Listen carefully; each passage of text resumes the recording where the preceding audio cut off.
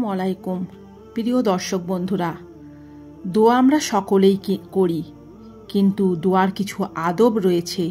এই আদব আমাদের জানা নেই, আর আমরা এই সব আদব মেনে যদি দোয়া করি তাহলে আমাদের দোয়া কবুল হওয়ার সম্ভাবনা বেশি থাকবে। দোয়া করার আগে সুযোগ থাকলে আমাদের অজু করে নিতে হবে। কেবলামুখী হয়ে দোয়া করলে দোয়া কবুল হওয়ার সম্ভাবনা থাকে।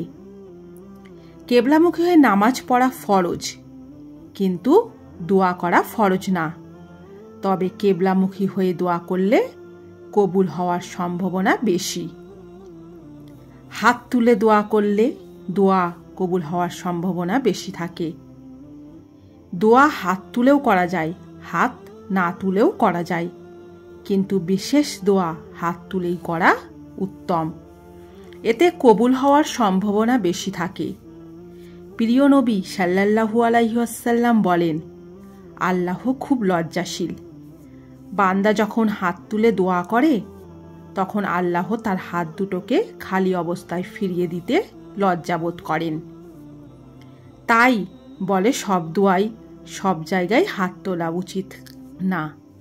রাসূল সাল্লাল্লাহু আলাইহি ওয়াসাল্লাম যেসব জায়গায় হাত তুলেছেন সেসব জায়গায় হাত তুলুন, আর সাধারণ মাসনুনগুলো পড়ার সময় হাত তোলা অপ্রয়োজনীয়, যেমন ঘুমের দোয়া, মসজিদে প্রবেশের দোয়া ইত্যাদি।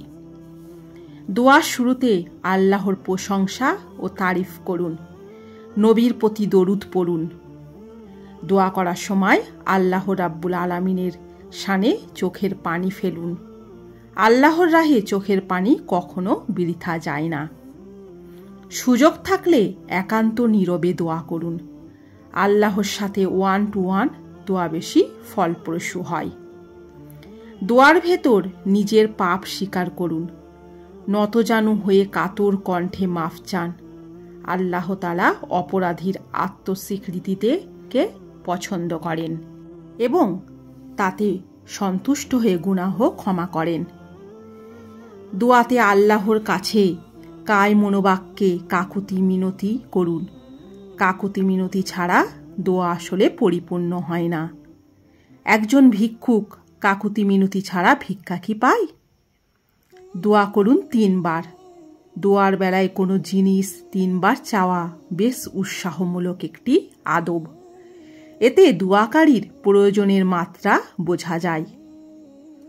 আল্লাহর সিফাতি নাম ধরে দোয়া করুন। দোয়া করার সময় আল্লাহর সুন্দর নাম ধরে দোয়া করুন।